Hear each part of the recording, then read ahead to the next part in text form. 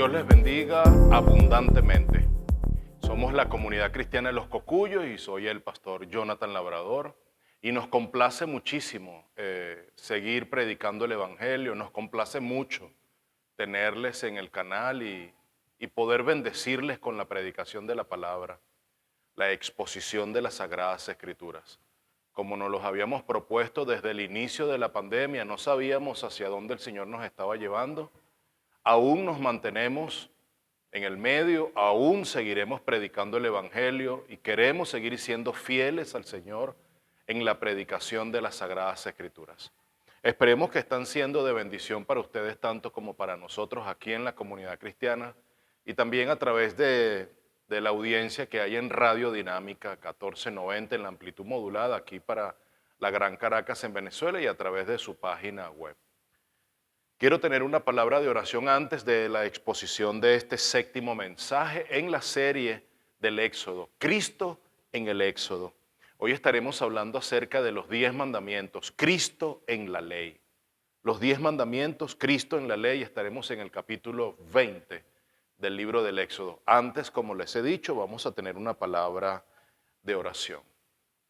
Señor, danos de tu entendimiento este día para ser transformados por tu palabra. Hoy nosotros solo sabemos, y esa ha sido la evidencia, solo sabemos ser esclavos de nuestros propios deseos, esclavos de nuestros miedos, esos miedos que albergamos, esclavos de nuestros apetitos y de tantas cosas. Eso es lo único que sabemos. Y sabemos que en ti podemos ser libres. Por lo tanto, te pido que por el poder de tu palabra nos lleves a amarla, a amar tu ley. Así como el salmista lo expresaba en el Salmo 119. Oh, cuánto amo yo tu ley, que esa sea nuestra delicia de día y de noche. Y que también por el poder de tu palabra podamos ser libres, libres de nuestras ataduras internas, nuestros deseos, nuestras tentaciones, nuestro pecado que aún permanece dentro. Llévanos a amar tu ley como aquel instrumento que Jesús usa para acercarnos a ti, Padre. Te lo pido en el nombre de Jesús. Amén y amén. El pueblo de Israel ha sido libre, antes han celebrado la Pascua, han pasado a través del Mar Rojo en seco. Todos sus enemigos, todos sus perseguidores acaban de quedar muertos, sepultados en medio del océano, en medio del mar. Acaban de iniciar una travesía a través del desierto.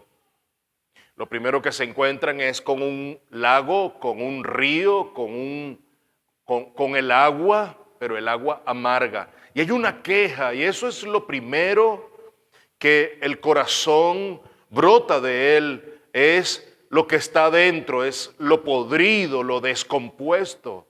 Y es que, mi amado, cada circunstancia es la oportunidad que tiene el Señor para probarnos, para que nos percatemos lo que hay podrido dentro del corazón. Nosotros deberíamos estar sumamente agradecidos por cada dificultad que estamos experimentando, por cada desierto por donde el Señor nos hace pasar, por cada temporada difícil que atravesamos, porque es un momento propicio para que podamos conocernos. El Señor nos conoce. El Señor sabe lo que hay en el corazón, el Señor envía y coloca a disposición, es la Trinidad en acción y en operación, su Espíritu, para redarguirnos, para que nos percatemos y seamos probados y en esa prueba podamos ver lo que hay en nuestro propio corazón. El Señor lo conoce, nosotros no nos conocemos.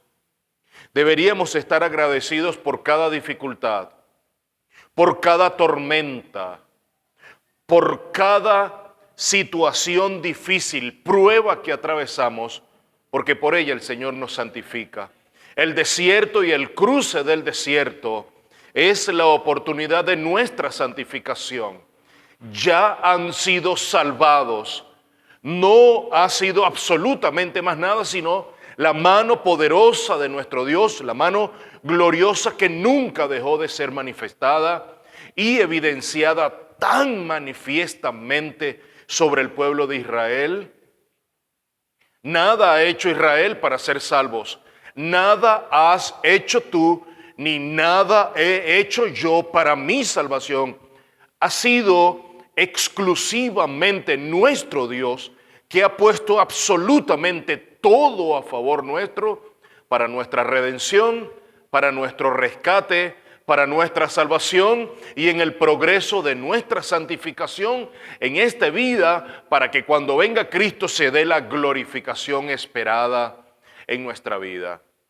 El Señor ha colocado todo a favor, ha colocado a su Hijo en la cruz para que sea nuestro sustituto por el pecado nuestro. Todo ha sido cargado en Jesús. Esa ha sido la historia del Éxodo, es el Evangelio del Antiguo Testamento. Ahora, porque eso es parte del contexto de lo que vamos a ver hoy, pero ahora el Señor les da la ley. La ley no fue dada antes para que el pueblo creyera que por el cumplimiento de la ley era la salvación. No, la ley no salva, mi hermano.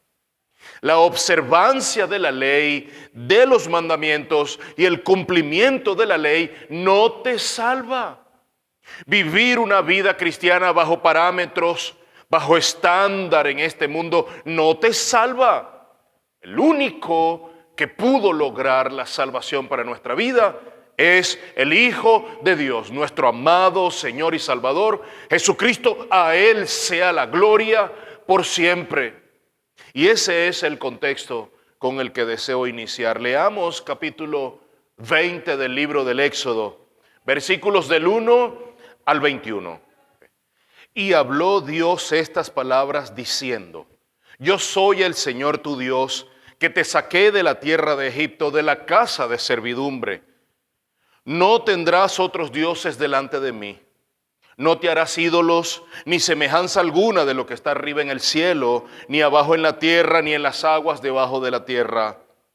No los adorarás, ni los servirás, porque yo, el Señor tu Dios, soy Dios celoso, que castigo la iniquidad de los padres sobre los hijos hasta la tercera y cuarta generación de los que me aborrecen. Y muestro misericordia a millares, a los que me aman y guardan mis mandamientos.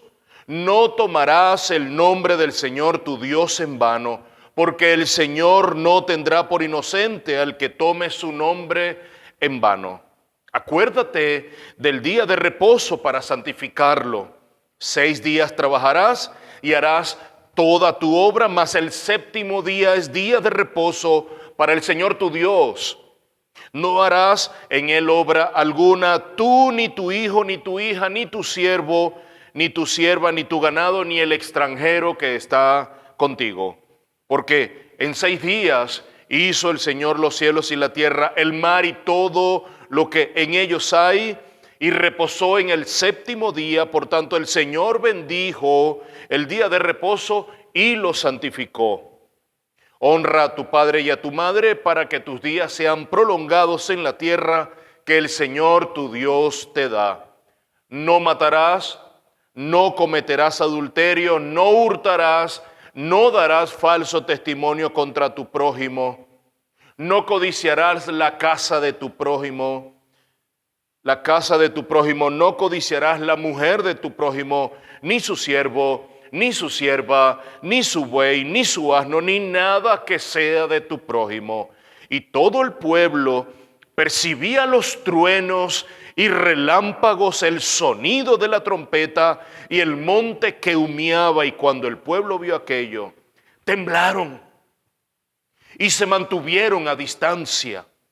Entonces dijeron a Moisés: habla tú con nosotros y escucharemos, pero que no hable Dios con nosotros, no sea que muramos. Y respondió Moisés al pueblo: no temáis, porque Dios ha venido para poneros a prueba y para que su temor permanezca en vosotros y para que no pequéis.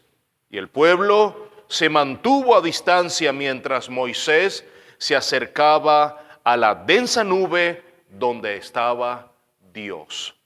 De nuevo, y antes de iniciar, digamos, la exposición de esta escritura, Éxodo 20, versículos del 1 al 21, debo acotar lo siguiente: el Señor nunca ha dejado de estar en medio de su pueblo.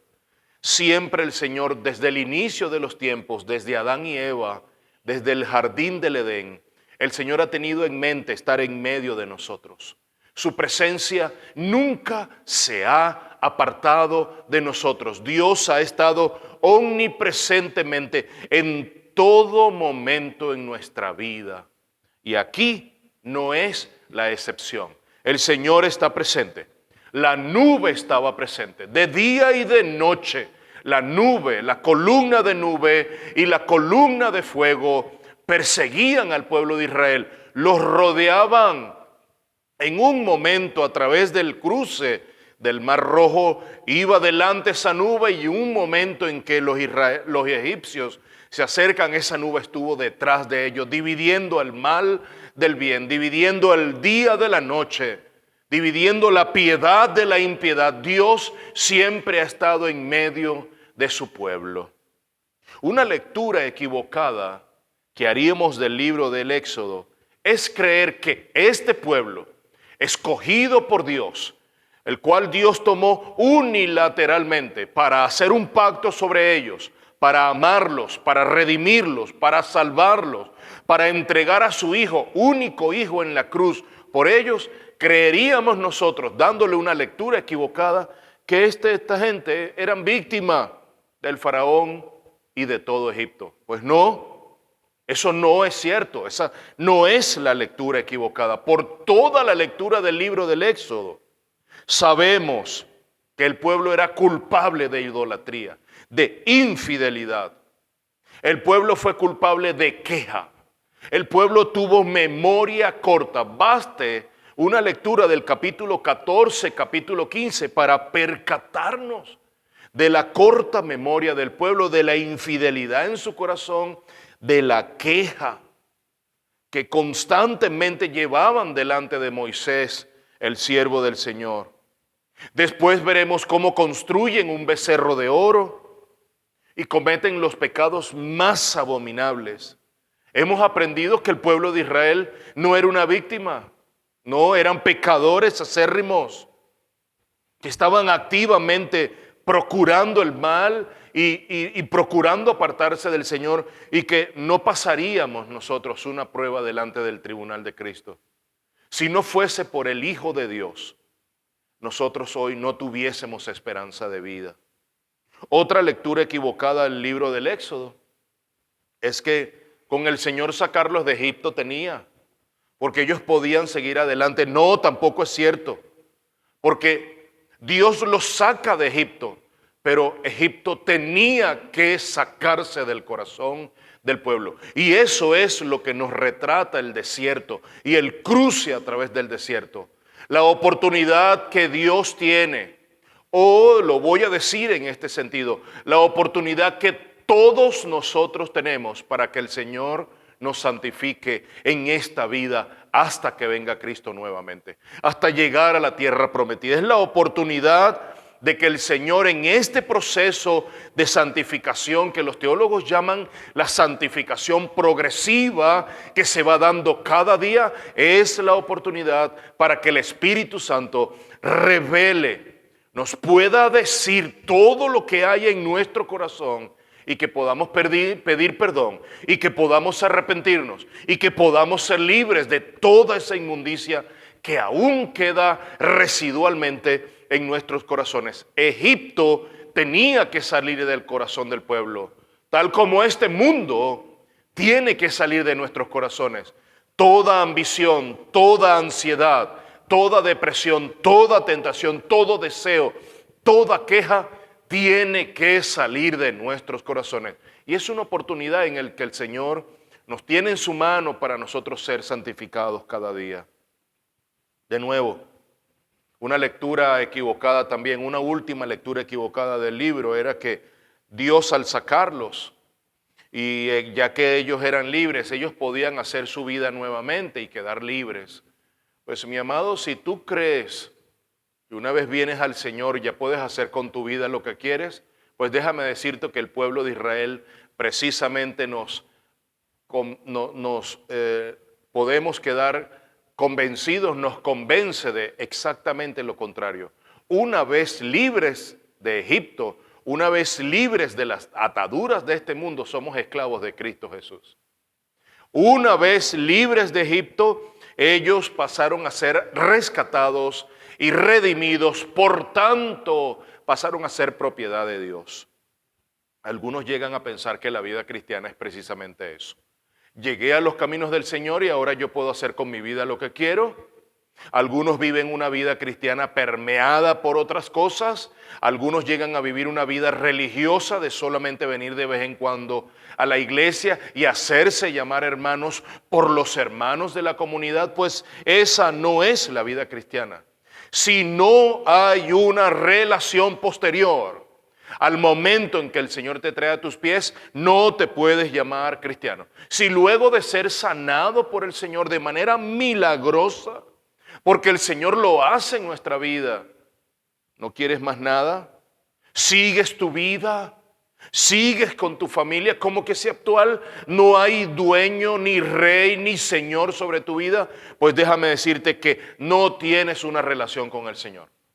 Si tú no vives diariamente, a partir de ese momento especial en tu vida en que el Señor te trajo a sus pies, si no vives, si no das evidencia de una entrega radical a su nombre, yo pondría en duda el que te llames cristiano. La vida cristiana trata de ser esclavo a los pies de Cristo. Eso sí, te digo algo, el que es esclavo de Cristo es libre para vivir la vida que la Biblia nos plantea. Esa es la verdadera libertad, vivir la vida conforme a las Escrituras. Hoy les hablaré acerca de la ley de Dios que fue dada para sacar a Egipto de este mundo, de nuestro corazón. La misión era doble, sacar al pueblo de Egipto, pero también, nuevamente lo digo, sacar a Egipto del corazón del pueblo.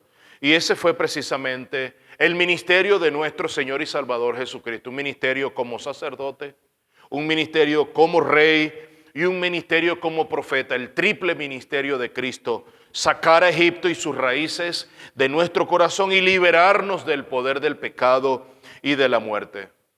Pero entonces, siendo esclavos, no siendo libres, tú no eras libre cuando estabas en Egipto. Tú no eres libre si le perteneces a este mundo. El pueblo no era libre cuando estaba en Egipto. Pasó a ser libre después del Mar Rojo. Allí sí vemos a un pueblo libre, sin embargo, vivían quejándose. Y el Señor necesita seguir procesando, santificando nuestros corazones de ese pecado residual que va saliendo, de esas imperfecciones, de esas purezas, de esas maldiciones que están dentro en el corazón, arraigadas en el colon, arraigadas en el intestino, arraigadas en nuestro corazón, en nuestra mente, arraigadas en todos nuestros órganos. El Señor necesita depurar nuestro sistema sanguíneo, nuestro sistema respiratorio, sistema digestivo, el sistema nervioso. Dios vino para librarnos y limpiarnos y sanarnos completamente. Por lo tanto, si después de creer tú que eres libre en Egipto, vienes a ser libre en el desierto, pero a la vez esclavo para Cristo, hablemos de obediencia. Y por eso está la ley de Dios allí. Y me encuentro con dos posturas hoy. Dos posturas que se hacen llamar cristianas. Por un lado el leganismo y por otro lado esa condición de licencia. El cristiano que es licencioso. Ese cristiano legalista, digamos que, bueno, la mujer debe usar solamente falda. Y la mujer no debe maquillarse y podemos entrar en diatribas. Y yo no quiero aquí hablar en contra de cómo ustedes en sus iglesias o sus congregaciones viven o se manejan, pero digamos que eso tiene que ver con un aspecto religioso y que eso no está en la palabra. Podemos vivir de esa manera, normando la vida dentro de la iglesia y fuera de la iglesia. Yo le llamo a esa postura una postura legalista.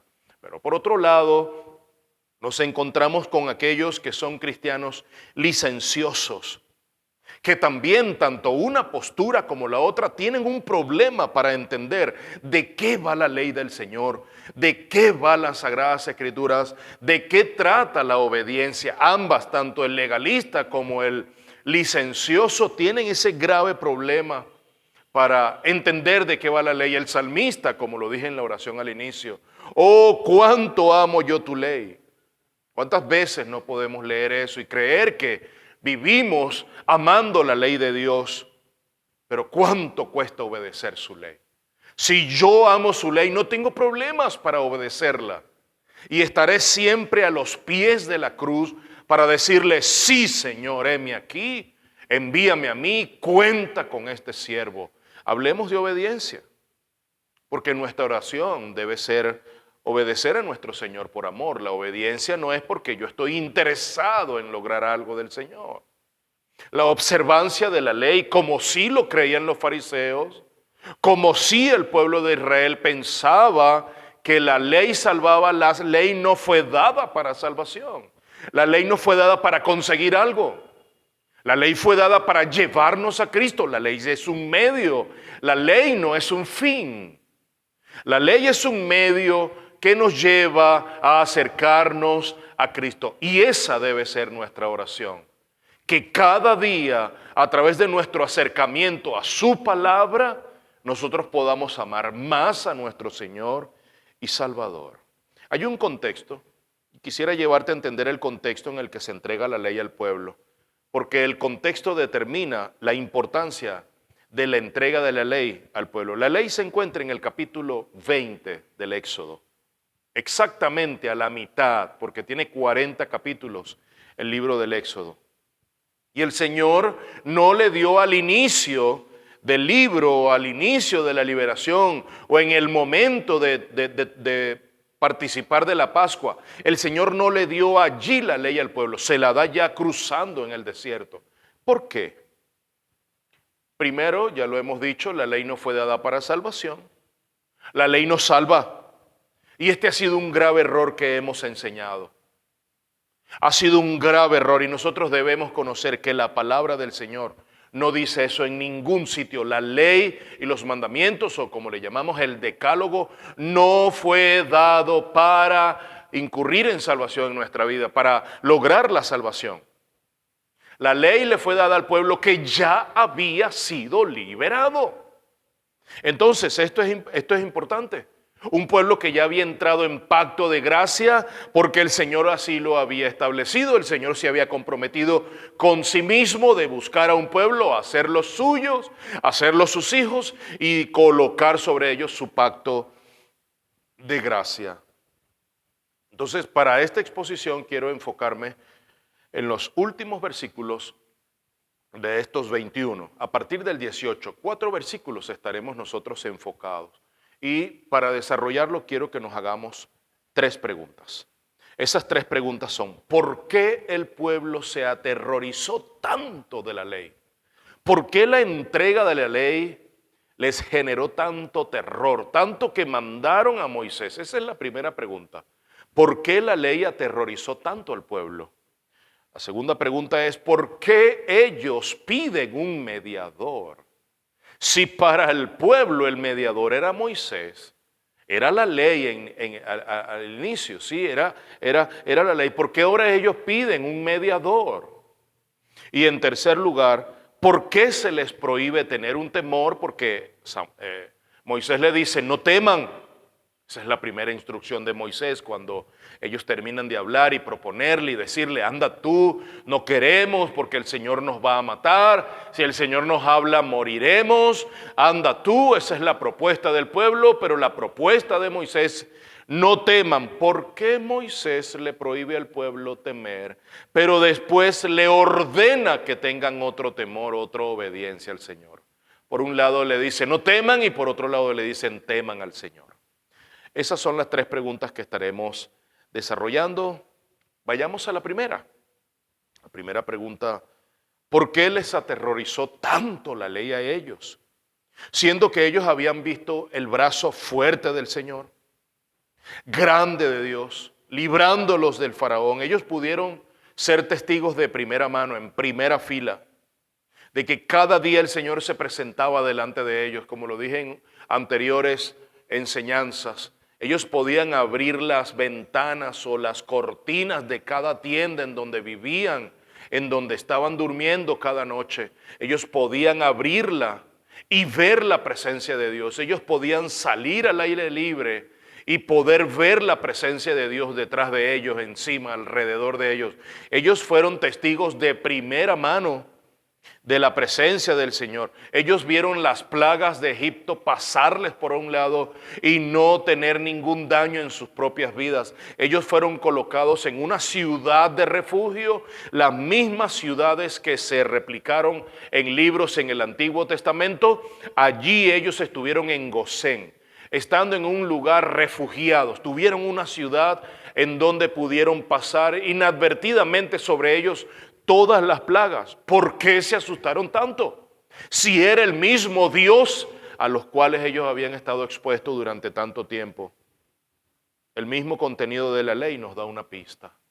El verso 3 nos dice: no tendrás otros dioses delante de mí. No tendrás otros dioses delante de mí. ¿Sería entonces que podemos hacernos la pregunta de que Israel tenía otros dioses delante de nuestro Dios? Y la traducción aquí no es fácil. Cuando vamos a buscar esa frase en hebreo, la traducción no es tan sencilla, porque no es como colocarnos delante de otra persona, como que si estuviésemos en una cola y hubiese puestos de manera secuencial y tengo una persona delante de mí. La idea no es que el Señor esté delante y alguien esté detrás. La idea es que en nuestra vida solamente esté nuestro Señor. Por eso es que tenemos que entender muy bien lo que significan las palabras y las traducciones detrás de la palabra, porque pareciera que no nos da la idea completa. Esto pudiera decirse o traducirse parafraseadamente de otras maneras, como por ejemplo: no tendrás dioses al lado de mí. Pero también pudiera agregarse: tampoco tendrás dioses además de mí, y no tendrás ningunos otros dioses junto a mí. Si colocamos todo eso allí en ese verso 3, la ordenanza de nuestro Dios, que está en negativo, pero es una bendición para nosotros. El tema es que de manera humana, de manera material, nosotros no podemos escuchar. El ser humano no está preparado para un no. El ser humano está preparado para siempre recibir un sí. Y cuando recibe un no es algo odioso, es algo que va en contra de mis pensamientos, de mi libertad.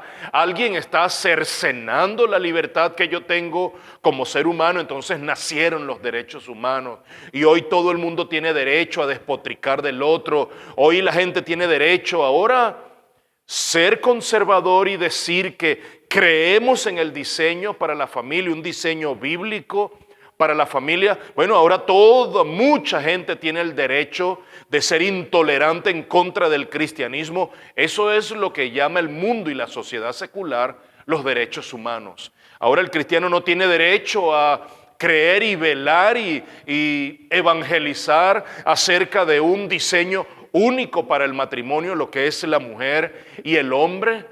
Ahora se es intolerante en contra de esa idea, pues lo que está aquí puesto es: Dios estará en primer lugar y no habrá ningún otro Dios, ni en segundo, ni en tercero, ni en cuarto, ni en quinto, ni en sexto, ni en ningún otro lugar. Solamente en tu corazón hay un lugar para un Dios, y ese soy yo. La traducción, si queremos acercarla mucho más a nuestro entendimiento, para poder llegar y decir: Señor, ya entiendo lo que me estás pidiendo en tu palabra, es: Dios está en primer lugar y no hay ningún otro lugar. ¿Quién está de segundo, tercero o cuarto en tu corazón? Porque esa es una pregunta para reflexión, para indagar en lo podrido del corazón. ¿Quién está en segundo? ¿O quién está de primero que no es Dios? Porque si tienes a Dios de segundo, ya fallamos a la ley, ya fallamos a la obediencia, porque estamos hablando de un tema de obediencia. Primero Dios, y de segundo, no habrá nada ni nadie. Y ese no que está allí está en la ley de Dios, y es un Dios que es un no que es inalterable. Nadie puede alterar ese no que está allí. Es un no que me libera. Es un no que está en la ley de Dios, que me bendice. Porque hoy puedo dar fe entonces que no soy nada si no estoy en Cristo. Si Dios no está en mi corazón y no hay nadie más, entonces yo no existo. Porque el único que le da propósito a mi vida es Dios. El único que le da sentido a mi vida es Jesús en mi corazón. Bajo ninguna circunstancia debemos ocupar ese primer lugar, con ninguna cosa o con ninguna otra persona. Ni el segundo ni el tercero. Solamente hay un primer lugar y ese lo tiene Dios en nuestro corazón. Esa es la importancia de la ley. Cuando empezamos a hurgar la palabra, cuando empezamos a tener nuestra devoción, ojalá podamos tener en estas semanas nuestro devocional que está en Éxodo capítulo 20, versículo 3. No tendrás ningún otro Dios. Y empecemos. Agarra un lápiz y un papel, por favor. Haz ese ejercicio. ¿Qué está colmando la atención en mi vida? Pueden ser tus hijos, pueden ser nuestros hijos, pueden ser nuestros nietos. Yo tengo una nieta, puede ser nuestros nietos, puede ser el trabajo. Incluso lo he dicho en anteriores oportunidades. Puede ser el mismo ministerio que está en primer lugar y no le estamos dando un lugar a Dios.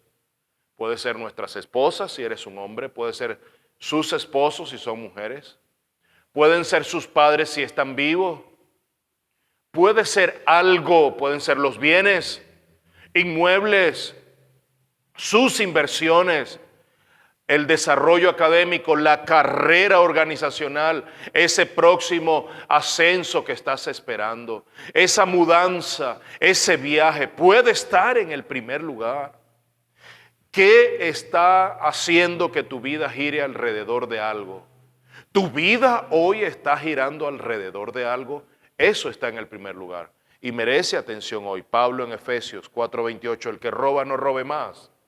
Ese decálogo de las Sagradas Escrituras, Éxodo 20, los apóstoles supieron tener la iluminación completa para llevar de ese no que parece odioso, de ese no que parece que alguien está cercenando mis derechos, para decirme, mira, ¿sabes qué? El Señor obra a tu favor y es una gran bendición la observancia, la vida a la luz de las Escrituras, porque el que robe no robe más. Y te da la salida, te da la luz, sino más bien trabaje, haciendo con sus manos lo que es bueno, a fin de que tenga que compartir con el que tiene necesidad. Ese no, para los apóstoles, bajo la iluminación del Espíritu, se convierte en un sí que te habilita para ser bendición. Un no que te transforma para ser un sí que bendice a otros. Y veamos algo maravilloso sobre estas tablas. La primera tabla que habla de nuestra relación con Dios, esa primera parte de la tabla, porque fueron dos tablas. Hay parte del decálogo que es mi relación con Dios. No tendrás dioses ajenos delante de mí. No te harás imagen de mí, ni arriba, ni abajo, ni en lo que está debajo de la tierra. Esa primera tabla tiene su directa implicación, íntima implicación con la segunda tabla. Esa primera se aplica en la segunda. Mira cómo nos los dieron los apóstoles en el Nuevo Testamento. Hay mucha luz del decálogo en el Nuevo Testamento. Hay mucha luz de lo que los apóstoles enseñaron, de la revelación de Dios, una revelación espiritual que ellos recibieron, de todo eso que ellos recibieron del Señor. Hay luz del Éxodo 20 aquí, pero de una manera maravillosa. La primera carta de Pablo a Timoteo 6:1. Todos los que están bajo yugo como esclavos, aquellos que están como esclavos, consideren a sus propios amos como dignos de todo honor. Está hablando de la relación de los esclavos y de los amos. Está hablando de la relación del prójimo. Esa es la segunda tabla. Pero mira la implicación que tiene esto para nuestra relación con Dios. Es decir, el amo y el esclavo que tenían una relación, y Pablo habla en varias oportunidades de esto, también el apóstol Pedro. Esa relación que había entre un amo y su esclavo, ¿verdad? Su sirviente en su casa, es una relación que muestra la relación que tú tienes con Dios. Mira cómo lo termina de decir Pablo. Para que el nombre de Dios y nuestra doctrina no sean blasfemados. Si tú tratas bien a tu siervo, a tu esclavo, y tu siervo o esclavo tratas muy bien a tu dueño, a tu amo, tú estás dando la gloria a Dios. Mira cómo la segunda tabla tiene implicación con la primera, y mira cómo la primera se aplica en la segunda tabla. Hechos 5:4. No has mentido. Es el apóstol Pedro delante de Ananías y Zafira. Vienen y mienten. El decálogo dice, no mentirás. Ese es uno de los mandamientos. Y parece que lo borraron de la palabra, de las tablas. Parece que el Señor como que pasó por alto. Y hoy mentimos alegremente. Mentimos cuando le dices a alguien que no tienes dinero para pagar la deuda, pero sí lo tienes. Mentimos cuando le decimos a nuestros hijos, mira, pero es que no tengo dinero, por eso no te lo he comprado. Mentimos teniendo el dinero. Mentimos cuando llegamos retardados a nuestros trabajos, pero le decimos que fue el Bus Caracas o fue el metro de Caracas o es porque hubo un colapso alrededor de tu urbanización. Mentimos porque si no fue así, es una mentirilla, pero no es una mentirilla de algún color, es una mentira. Ahora mira Pablo, mira Pedro cómo exhorta a Ananías. No has mentido a los hombres. Tu problema no tiene que ver con un problema humano. Cuando mientes, no es un problema contra el prójimo, no es un problema contra el ser humano, contra la raza humana. Cuando mientes, hay una implicación directa en contra de Dios. No has mentido a los hombres, sino a Dios. Hay una implicación directa de la segunda tabla con la primera en su aplicación. Cuando mientes, mi hermano, cuando crees que esas mentirillas que son muy sutiles, pastor, no pude llegar a tiempo porque tuve una dificultad. No, es que no tienes hábitos. El problema es que no tienes hábitos. No tienes una mayordomía de tu propio tiempo. No tienes una mayordomía de tus actividades. No estás organizado. Eres un desorganizado. Eres una persona que no ha forjado ni creado hábitos. No mientas. Cuando le mientes a una persona, esa persona puede creerte y crees tú que quedas librado. Lo que estás haciendo en ese momento es ir en contra de la gloria de Dios. Le estás mintiendo a Dios, estás agraviando la santidad de Dios. Por eso es que entiendo, y tengo un ejemplo más en la primera carta de Juan, capítulo 20, entiendo que ambas tablas están íntimamente ligadas, pero toda ella trata de Dios, trata de tu relación con Dios. La primera carta de Juan, capítulo 4, verso 20, si alguno dice, yo amo a Dios y aborrece a su hermano, es un mentiroso. Entonces, las dificultades en nuestras relaciones humanas, lo que llamamos esas relaciones horizontales, en la medida en que tenemos problemas con nuestros hermanos, dice que no amamos a Dios. Por lo tanto, somos unos mentirosos. Porque el que no ama a su hermano, el que tiene una dificultad con su hermano, no le habla. No, pastor, es que me hizo algo grave, que es imperdonable. No, mi hermano. Todo pecado que comete una persona contra ti es perdonable.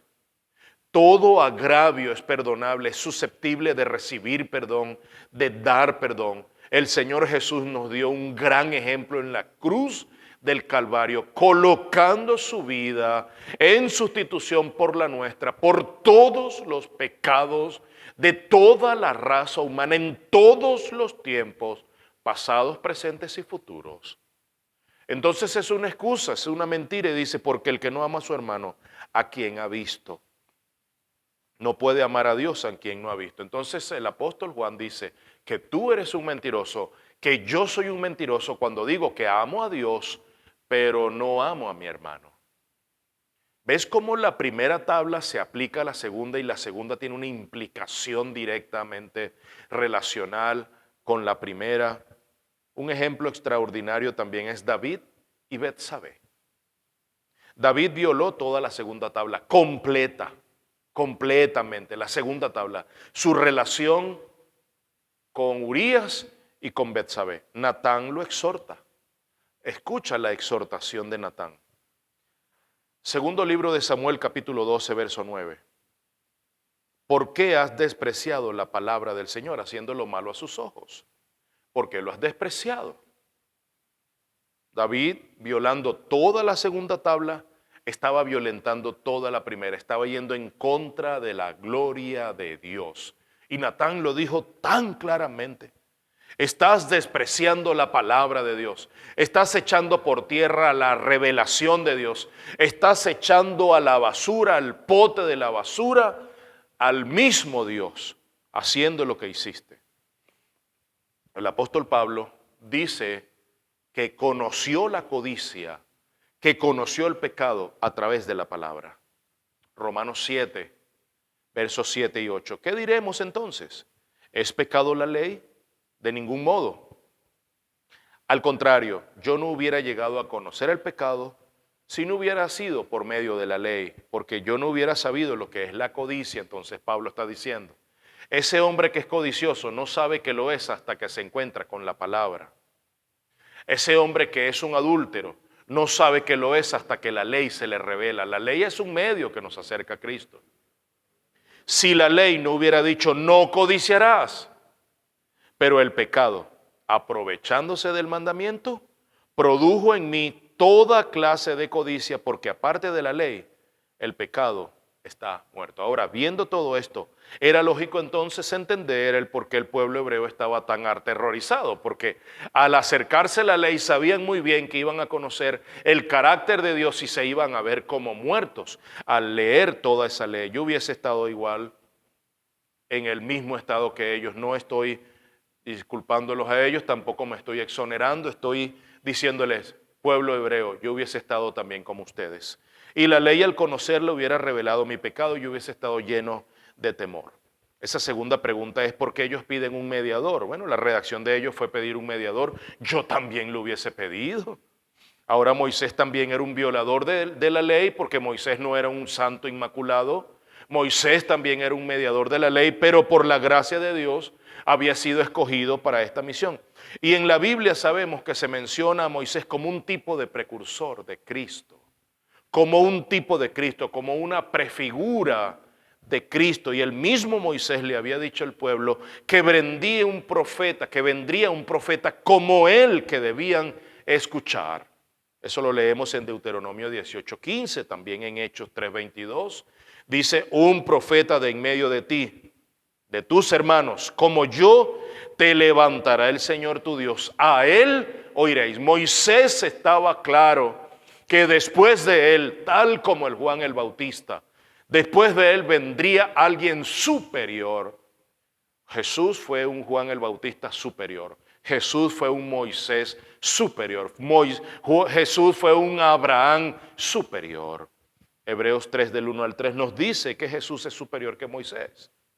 Por tanto, hermanos santos, participantes del llamamiento celestial, considerad a Jesús, el apóstol y sumo sacerdote de nuestra fe, el cual fue fiel al que le designó, como también lo fue Moisés en toda la casa de Dios, porque él ha sido considerado digno de más gloria que Moisés, así como el constructor de la casa tiene más honra que la casa. Mis hermanos, el tema del mediador es sumamente importante. Para el judío, la ley era un medio. Para el judío la ley era un medio y el mediador estaba presente en la misma ley. Pero Pablo dice que en Jesús tenemos a un mediador. Ya no es Moisés, ya no es la ley. Y que ya la ley no es necesaria, sino que estamos bajo la gracia. Eso está en Romanos capítulo 6. Esa misma ley es la que nos lleva a Cristo. Por eso la ley fue dada al pueblo, para llevarlos a un superior mediador. Y ese mediador es suficiente. Ese mediador es Cristo Jesús. Ya no es necesario otro mediador. Los pastores no son mediadores. Los ancianos no son mediadores. Los profetas no son mediadores. Los evangelistas, maestros, ujieres no son mediadores. Cristo lo es. Cristo es el mediador suficiente. Y quiero ir hacia el último punto, que es maravilloso. ¿Por qué se les prohíbe un temor y se les ordena? Es un cambio en la obediencia. Es un cambio en la obediencia, de pasar de un miedo al castigo aterrador de morir, ese castigo que nos centra en el hombre, a pasar a un temor a Dios. Mira que es un cambio en la obediencia. Nuestros hijos hoy pueden estar atemorizados por el castigo. Nosotros como padres necesitamos pastorear el corazón de nuestros hijos y decirles que más allá que una desobediencia acarrea un castigo, una disciplina, debemos hacerlos por amor a Dios. Que ese temor se convierta en un temor a Dios, no un temor al castigo que el hombre va a infringir sobre ellos, sino un temor a Dios, al Dios Santo. ¿Con cuál perspectiva estás leyendo tú las Sagradas Escrituras? Es una pregunta clave. ¿Desde la perspectiva del temor porque vas a morir o del temor a un Dios santo que es fuego consumidor, como lo dice el libro de Hebreo? Tanto el legalista, tomando el ejemplo de esas dos posturas extremas que no tienen una visión correcta de la palabra, tanto el legalista como el licencioso, mis hermanos, ellos están distantes de Dios. No hay cercanía, porque ambas posturas están centradas en ellos mismos, no está centrada en Dios. Segundo libro de Corintios 5:15, y por todos murió, para que todos los que viven ya no vivan para sí, sino para aquel que murió y resucitó por ellos. Si me amáis, dice Jesús, si me amáis, guardad mis mandamientos. Hoy nosotros decimos que amamos a Jesús, nosotros amamos al Espíritu de Dios, tenemos un amor acérrimo por nuestro Dios mismo, todos los días se lo manifestamos en nuestras oraciones. Jesús dice, guarda mi palabra, guarda mis mandamientos. El Señor le pregunta a Pedro, Pedro, ¿me amas? Sí, Señor, apacienta mis ovejas. ¿Cómo se traduce ese amor que tenemos por Jesús? Él dice, guarda mi palabra. ¿Tú me amas? Sí, Señor, esa es la primera tabla. ¿Cómo respondes a ese amor? A través de la segunda tabla, pastorea mis ovejas. La primera tiene implicación en la segunda. Y vayamos a unas conclusiones de esta enseñanza. A través de la ley, porque la ley es un medio, no un fin en sí mismo. A través de la ley el Señor nos quiere llevar a una relación sobrenatural con su Hijo amado Jesús. Que en la ley del Señor esté nuestra delicia. Esa es una de nuestras aplicaciones. O nuestros deseos, quisiera decir mejor. Y en su ley que nosotros meditemos de día y de noche, así lo dice y lo expresa el salmista. La ley nos muestra, por un lado, quién es Dios, pero también la ley nos muestra quiénes somos nosotros. Y la ley nos diferencia del mundo. Cuando tú dices, no, mi hermano, no puedo desear eso, no puedo desear ni mirar eso, tú estás diciendo, Señor, yo te agrado, yo te amo, no puedo cometer eso en mi vida, me alejaría de ti. Entonces tú te estás diferenciando del mundo, tú te estás distanciando de Egipto. Mi hermano, la ley no nos despoja de la libertad, más bien nos provee la libertad en Cristo. No creas que dejando de hacer ciertas cosas, que a la luz de la sociedad y de este mundo posmoderno y de la contemporaneidad de este mundo secular, están bien a la luz de ello. No creas que dejando de hacer esas cosas, tú eres merecedor de la gracia de Dios. No, ya tú obtienes la gracia de Dios por el sacrificio de Jesús en la cruz. Él es la ley que se completó en su obediencia en la cruz del Calvario. La ley no fue dada para ganarnos salvación. La ley es mucho más confiable que ese código de ética, un código cultural que la sociedad pueda darte.